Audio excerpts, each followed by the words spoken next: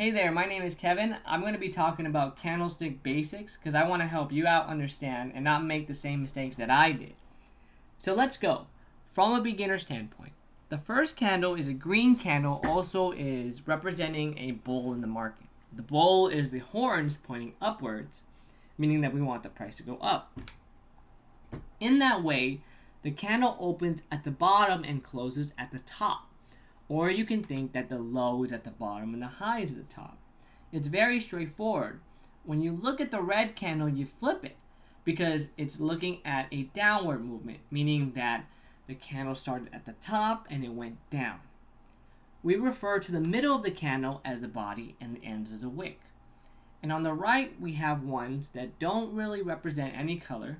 In this case, it can be bullish if it's filled black or if it's filled white. Depends on the settings. I want you to take a look at this pattern. Now, if you're drawing candles for the first time on a piece of paper, you may think, oh yeah, a strong pattern is a bunch of candles that have around the same volume or around the same width and density, etc. But this is incorrect because the candles open and close based on the next movement, meaning that it will only open or show that it's open and close where the previous closed, right? As you can see. It's also important to note that the wicks are a lot longer on the right, and it seems that they're weaker, meaning that if the direction was upwards, well, it's not as strong as the picture on the left, right? So that's kind of the idea I want to set, is that when you start seeing these candlesticks, you get a clue of where the market is heading. So, the buyer versus the seller. Now, these are very rough examples, but I just kind of want you to get an idea of what I'm trying to express. On the left, the sellers are adding pressure. Now, it's a bull candle, meaning it's going up. So the sellers are not really pushing down the price and winning, because it would turn red, but the sellers are there. They are ready to sell the price back down. And on the next one, the buyers are beating the sellers because they're pushing it up, but there are no sellers at the top to push it back down. And then there are no sellers at all here. And then the sellers are stepping in. Shown at the top where the buyers closed up there, or they tried to, and then the sellers pushed them down a little bit. The first and the fourth candle are very similar, don't get me wrong. When we switch this, we can kind of see the same thing. Buyers adding pressure. The sellers are beating the buyers. There are no buyers here. And the buyers are stepping in. Now, this is what I kind of want to get across. Now, I want to get into patterns, and I don't want to go too in-depth, because when I went into patterns, I started memorizing all these different patterns. It didn't really help me, and I didn't know if once I saw this pattern, it was a textbook move to going up or down. I want you to not think about like that in this basic course. I want you to understand that these are just clues to where the market might be heading, and we'll go over some real examples in a moment. On the first one, I get confused all the time, whether this is called an umbrella, a dragonfly, or a long wick, whatever it is, right? To me, I see a long wick.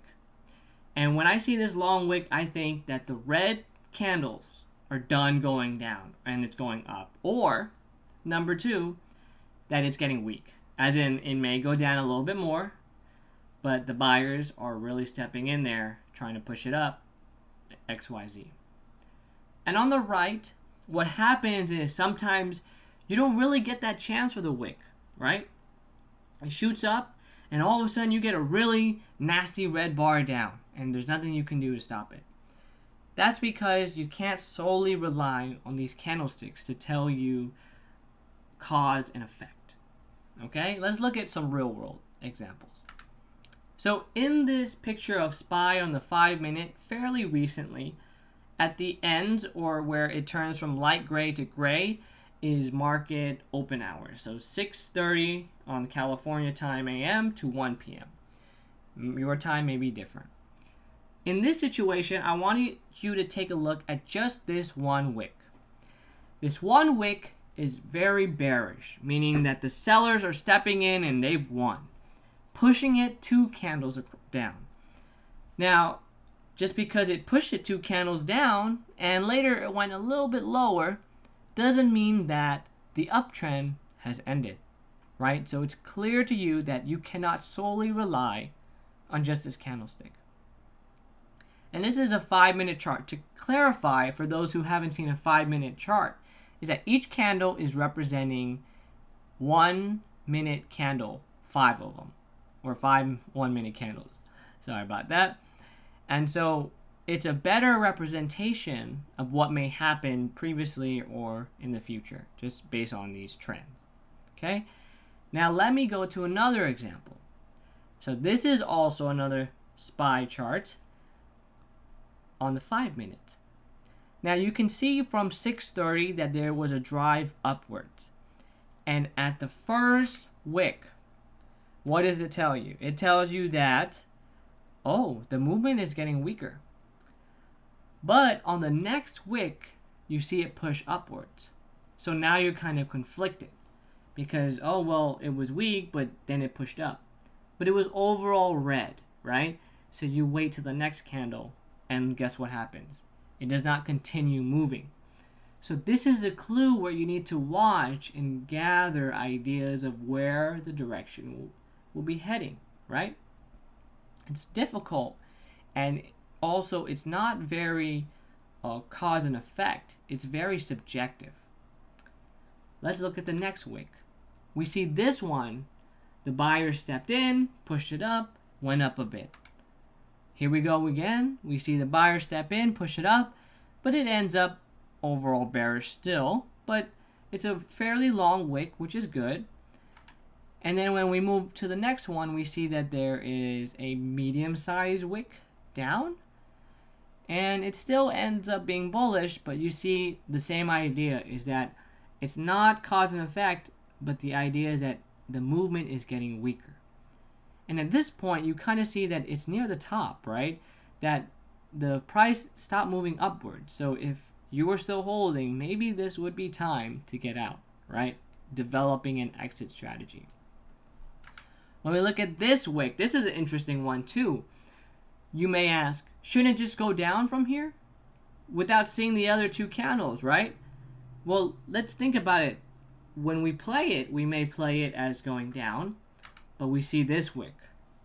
This wick ends up being in the middle, meaning that the buyers and the sellers are almost at equal. And then this wick right here tells us the buyers might be winning. And what happens? The buyers won. So it goes up. This one, the sellers are angry, so they're going to sell it down. And you get another wick right next to it, making you confused once again. Except the movement is down. When it finally goes up from that bottom wick, you get this top wick, another sell-off. And then you get a buying wick at the bottom there. So just based on these long wicks alone, it just gives you clues.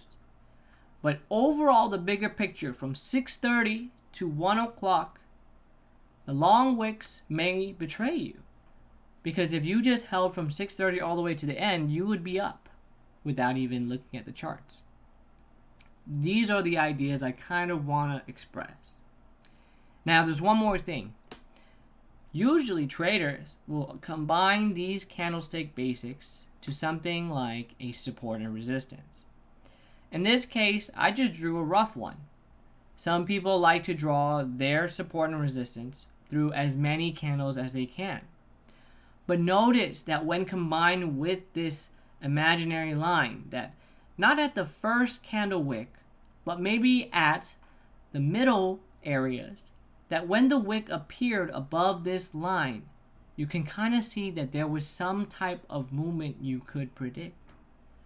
However, when the support or when the line is drawn at the bottom, it's also a little difficult to do, but you can see there's also a bull pattern. So these are the kind of ideas I want you to get across when you're looking at candlesticks, is that you can watch the 1 minute and the 5 minute, kind of get clues on where the direction is going, and then trade appropriately. Thank you for watching. If you enjoyed my video, please like and subscribe. And of course, I'm going to leave other videos that I found really helpful in the description, because I think that just watching one video is not enough. And I love other people who are trying to reach out and give you free content. Take care. Bye-bye.